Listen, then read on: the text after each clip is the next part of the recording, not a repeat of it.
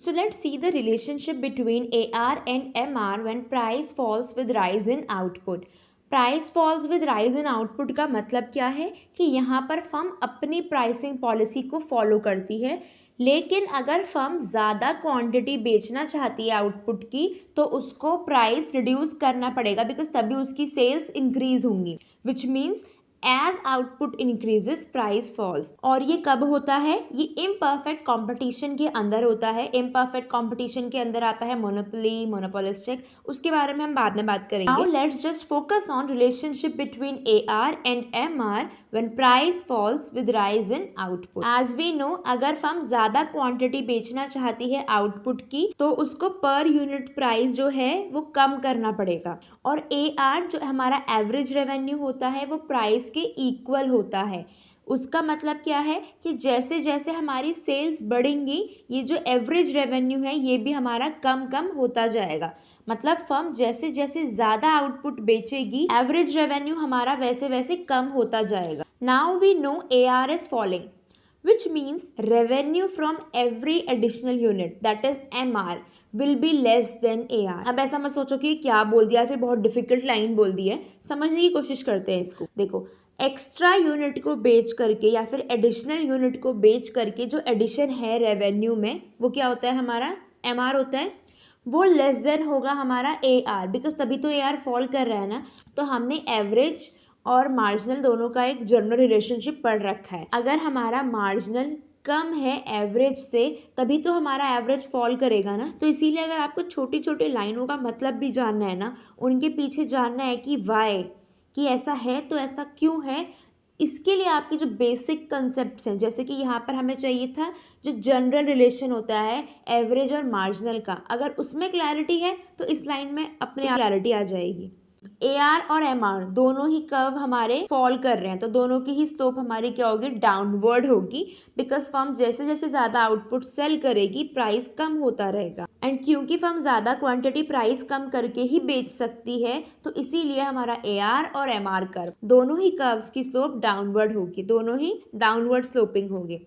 अब इम्पॉर्टेंट चीज़ देखो, ratio of fall देखो, तो जो मार्जिनल रेवेन्यू में फॉल हो रहा है ना वो ज़्यादा हो रहा है as compare to average revenue. तो MR दुगने रेट से गिर रहा है AR के कंपैरिजन में। इसकी वजह से क्या होगा, MR कर्व स्टीपर होगा than the AR curve, because MR curve क्या होता है, सिर्फ एक यूनिट का होता है। एक यूनिट से कहने का मतलब है कि MR एडिशन बताता है टोटल रेवेन्यू में from sale of extra unit, तो ये बस एक यूनिट के बारे में बता रहा है, ठीक है। Whereas AR is derived by all units, तो AR क्या होता है, TR डिवाइडेड बाय Q, तो ये Q जितनी भी यूनिट्स बिक रही हैं उन सभी को बता रहा है। मतलब टोटल रेवेन्यू जितना भी आया उन सभी यूनिट्स को बेच करके, और जितनी यूनिट्स आपने बेची वो, तो एवरेज रेवेन्यू जो हमारा आ रहा है ये हम सारी यूनिट्स का निकाल रहे हैं। जबकि मार्जिनल रेवेन्यू क्या हो रहा है, सिर्फ आपको बता रहा है एडिशनल यूनिट को बेच करके जो एडिशनल आपको रेवेन्यू मिला वो। इसीलिए हमारा AR में कम फॉल होगा और MR में ज़्यादा फॉल होगा। तो देखो, प्राइस हमारा 5 है, प्राइस 5 है मतलब एवरेज रेवेन्यू हमारा 5 है। टोटल रेवेन्यू हम दो तरीके से निकाल सकते हैं, एक तो होता है समेशन ऑफ MR और एक होता है P इंटू Q या फिर AR इंटू Q।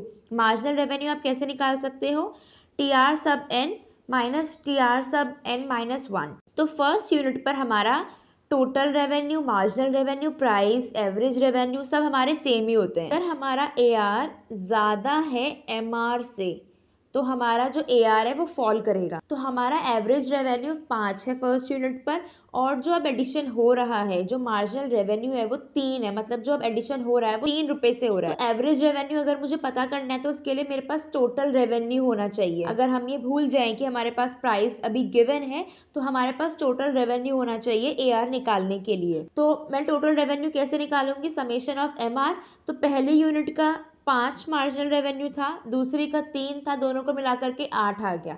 अब मेरे पास टोटल रेवेन्यू भी है, Q भी है, तो मैं AR निकाल सकती हूँ easily, which is T R divided by Q, तो 4 आ गया। तो हमने जो पहले बोला था कि अगर एवरेज रेवेन्यू ज़्यादा है तो एवरेज रेवेन्यू 5 था, ज़्यादा किससे है, मार्जिनल रेवेन्यू से, तो मार्जिनल रेवेन्यू 3 था, तो हमारा एवरेज रेवेन्यू भी फॉल कर जाएगा। तो पहले एवरेज रेवेन्यू 5 था, अभी 4 हो गया, क्योंकि एडिशन कम का हुआ तो इसकी वजह से क्या हुआ, एवरेज रेवेन्यू फॉल कर गया। बिकॉज यहाँ पर हमारा प्राइस फॉल ही होता जा रहा है, तो इसीलिए यहाँ पर हमारी यही कंडीशन ट्रू होगी कि अगर हमारा एवरेज रेवेन्यू ज़्यादा है मार्जिनल रेवेन्यू से। अगर मैं इसको उल्टा बोलूँ तो हम ये बोल सकते हैं कि मार्जिनल रेवेन्यू कम है एवरेज रेवेन्यू से, तो हमारा एवरेज रेवेन्यू फॉल कर जाएगा।